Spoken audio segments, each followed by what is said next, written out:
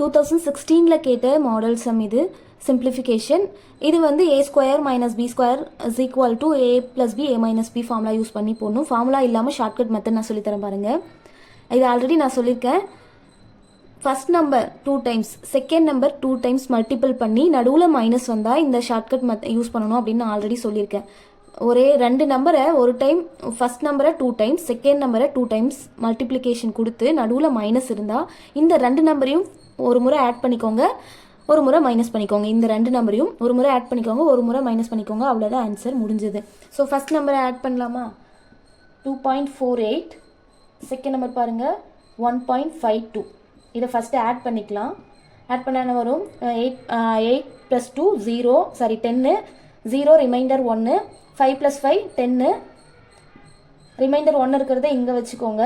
இந்த டாட் அப்படியே போடுங்க.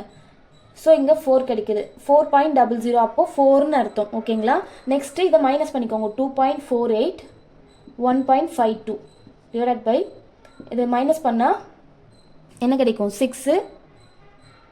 இங்கே கடை வாங்கிக்கலாம், ஏன்னா இங்கே 4ல் மைனஸ் போகாது. அதனால முன்னாடி இருந்து பார்கிங் பண்ண என்ன வரும்?